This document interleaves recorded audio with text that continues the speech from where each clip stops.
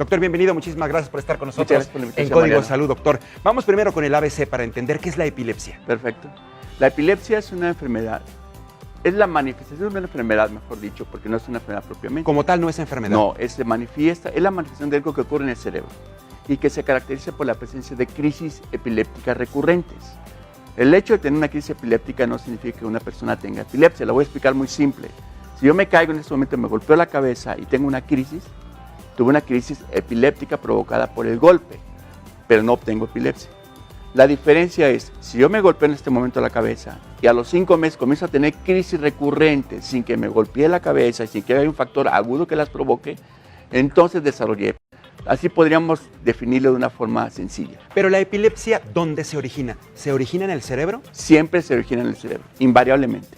Lo que sea que ocurra va a dar lugar a una alteración a nivel de la función neuronal de las células que forman parte del cerebro. Pero ya se sabe propiamente qué la origina o de qué manera se desarrolla este tipo de alteraciones cerebrales para que veamos las manifestaciones. Sabemos Sí. que una persona con epilepsia generalmente la vemos como con movimientos irregulares, ¿no? Que es como si le diera un ataque. Ujú.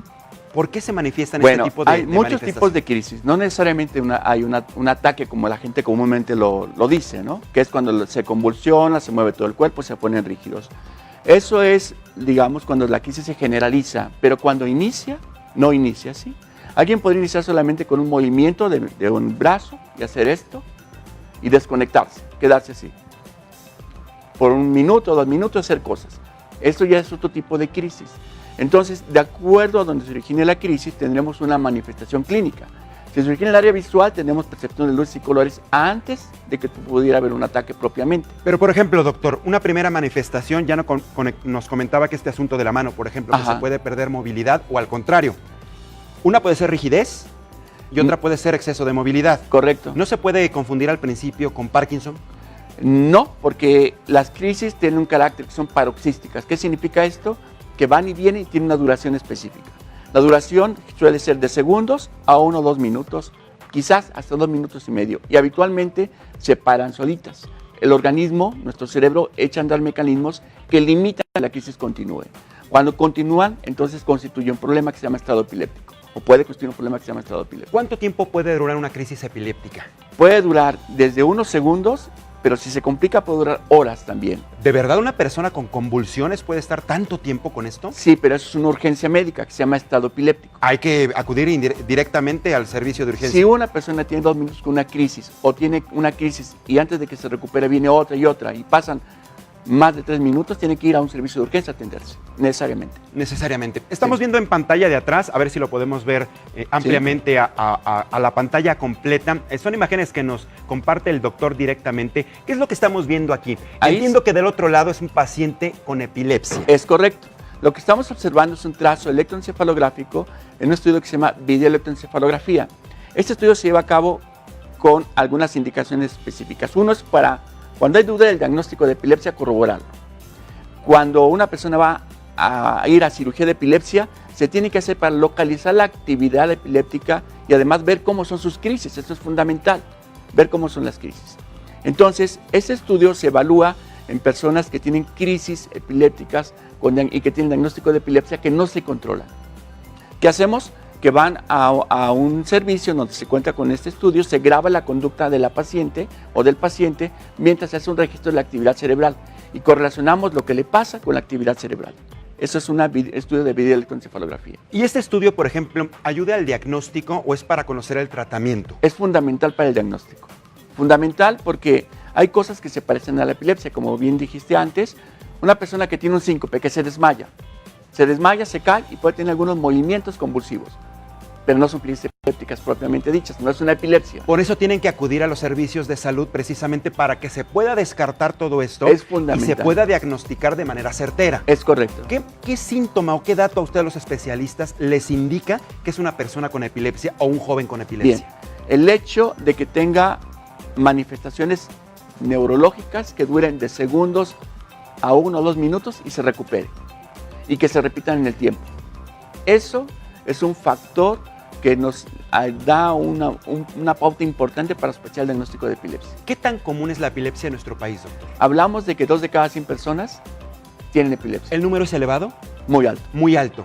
Consideremos que en nuestro país habría más o menos 1 millón de personas con epilepsia. 1 millón de personas con epilepsia. Ajá. Y la mayoría son jóvenes, son hombres, son mujeres. Digamos, ¿cuál es el grupo de población que tiene más identificado esto? La epilepsia puede aparecer desde antes de que el bebé nazca, puede tener ya crisis por si el cerebro está desarrollado, hasta las últimas etapas de la vida.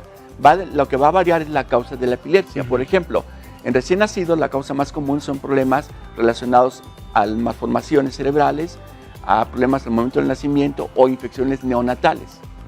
En los niños, en la edad pediátrica, podrías tener más relación con infecciones cerebrales. En los adultos jóvenes, con algunos tipos de epilepsia genéticas, son muy comunes, como la epilepsia de Jans o la epilepsia de ausencias juvenil, los golpes, el trauma encefálico relacionado a los accidentes automovilísticos, a los deportes de riesgo, también es muy común. Y en personas mayores, los tumores cerebrales y la enfermedad vascular cerebral. Son algunos ejemplos, hay muchos. Hay muchos. ¿Hay tratamiento? ¿Hay cura? ¿Se Sí. controla de por vida? Algunos tipos de epilepsia se van a presentar y van a desaparecer en el transcurso de unos años. Hay un tipo de epilepsia que es una epilepsia rolándica benigna, su nombre lo dice, es benigna, suele aparecer en la infancia y desaparecer en el transcurso de 3 o 4 años, no tener ninguna otra crisis y así volver a estar en la vida sin ninguna crisis nuevamente. Habrá otros tipos de crisis o tipos de epilepsia, mejor dicho, porque hablamos de muchos tipos de epilepsia que son muy agresivas y que van a requerir tratamiento durante mucho tiempo y con muchos medicamentos e incluso la posibilidad de una cirugía de epilepsia. ¿Cómo es la cirugía de epilepsia? Entiendo que es como la colocación de un chip que controla exactamente las crisis. Digamos que hay dos tipos. Una que es receptiva, en donde quitamos el sitio donde se inicia la actividad normal, pero es muy importante localizar dónde se encuentra. La idea no es afectar las funciones, preservar las funciones, pero quitar esa lesión. La otra es poner el chip famoso que se llama realmente estimulación vagal. Es una pila que se coloca aquí, se va directamente al nervio vago, estimula al cerebro e inhibe las crisis. Doctor, ¿me permite tantito? Tenemos que hacer rápido un corte. No nos tardamos absolutamente y regresamos con más.